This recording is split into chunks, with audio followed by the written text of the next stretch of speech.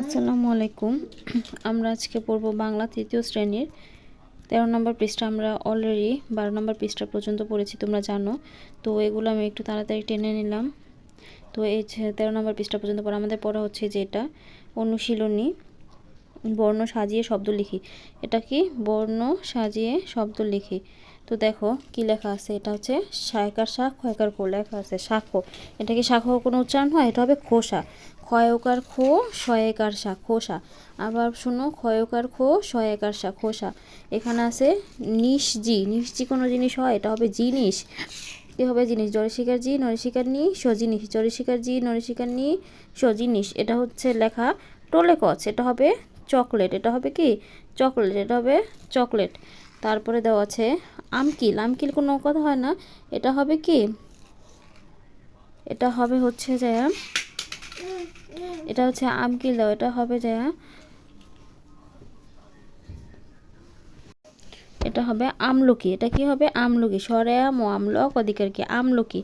এরপরে আছে রজামন দাও, এটা হবে রমজান। এটা হবে কি রমজান। থিবি প্রি দেওয়া আছে, এটা হবে পৃথিবী, পৃথিবী। এখানে দেওয়া আছে আবার কদৈনিক, এখানে হবে দৈনিক। এখানে আছে টাকো, এটা হবে কৌটা। টাকো হবে কি কৌটা। এখানে আছে খাদেনাশো, এখানে হবে, এখানে কি হবে বলো তো তোমরা? এটা হবে দেখাশোনা। কি হবে? দেখাশোনা, দেখাশোনা। আমি আবার প্রথম থেকে তোমাদের বলছি, তোমরা দেখো। প্রথমটা হচ্ছে যে শাখো, এটা হবে খোসা। তারপরটা হচ্ছে যে নিচে, এটা হবে জিনিস। তারপরটা আছে টলেকচ, এটা হবে চকলেট। এটা হচ্ছে আমকিল, এটা হবে হচ্ছে, এটা হবে আমলকি। এটা হচ্ছে রজামন, এটা হবে রমজান। এটা হচ্ছে এভাবে পৃথিবী, এটা হবে দৈনিক, এটা হবে কৌটা, এটা হবে দেখা শোনা। তো এগুলো সুন্দর করে তোমরা সাজিয়ে বাসায় লিখবে।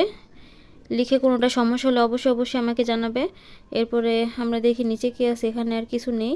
তারপর আমরা দেখি ফলা চিহ্ন পাঠ 5। আমরা কিন্তু পাঠ 5-এ চলে আসছি। আবার আমরা পড়ি ফলা চিহ্ন। আজকে আমরা কি ফলা চিহ্ন সম্পর্কে পড়বো? ব ফলা, ব ফলা সম্পর্কে পড়বো। তোমরা ভালো করে দেখো, আজকে আমরা কি সম্পর্কে পড়বো? ব ফলা, ব ফলা। দ এর নিচে ব দেখো, শ এর নিচে ব, এটা হচ্ছে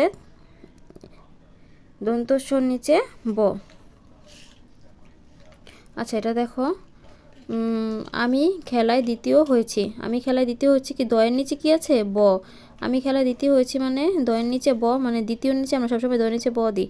তাহলে এখানে আমরা ব ফলা ব্যবহার করেছি কোথায়? দয়ের নিচে। দেখো দ্বিতীয়, দ্বিতীয়, দ্বিতীয়। আমাদের বাংলাদেশ স্বাধীন দেশ। স্বাধীন লেখার সময় আমরা শয়ের নিচে ব ফলা ব্যবহার করেছি। দেখো শয় বয় আকার ধদিকার দিন ও স্বাধীন, শয় বয় আকার ধদিকার দিন ও স্বাধীন। এখানে আমরা ব ফলা ব্যবহার করেছি। এরপর আছে বিশ্বে নানা রকমের মানুষ বাস করে। বিশ্বে বানানে আমরা ব ফলা ইউজ করেছি। বিশ্বে বর্ষিকার বি শয় একার সে শয়ের নিচে ব একার বে। বিশ্বে বর্ষিকার বি শয় ব বিশ্ব, বর্ষিকার বি শয় ব বিশ্ব। তো প্রথমটা হবে দ্বিতীয় স্বাধীন বিশ্ব। তো প্রথমটা নিচে দয়ের নিচে ব ফলা, তারপর ছয়ের নিচে ব ফলা, তারপর হচ্ছে আবারও শয়ের নিচে ব ফলা।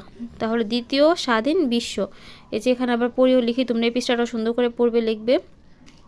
তারপর আমরা আরেকটু নিচে যাই, দেখি কি আছে। 16 পৃষ্ঠায় দেওয়া আছে কি ম ফলা। কি দেওয়া আছে? ম ফলা। তো ম ফলাটা আমরা একটু দেখি। ম ফলার নিচে দেওয়া আছে শয়ের সাথে, দেখো ম দেওয়া আছে। দেখো তোমরা, শয়ের সাথে ম, দয়ের সাথে ম, তয়ের সাথে ম ফলা ব্যবহার করা আছে। আমরা শহীদদের স্মরণ করি। এই যে এখানে দেখতেছো স্মরণ বানানটা আমি তোমাদের দাগ দিয়ে দেখিয়ে দিচ্ছি। স্মরণ, শয়ের নিচে কি আছে? ম। তাহলে শয় ম র ন স্মরণ, শ এর সাথে ম র ন স্মরণ। দিঘির জলে পদ্ম ফুটেছে। পদ্ম বানানে পয়ের সাথে দয় ম, ম ফলা ব্যবহার করা হয়েছে, তাই পদ্ম ফুটেছে। পয়ের সাথে প দয়ে ম, পদ্ম। আত্মীয় এসেছে।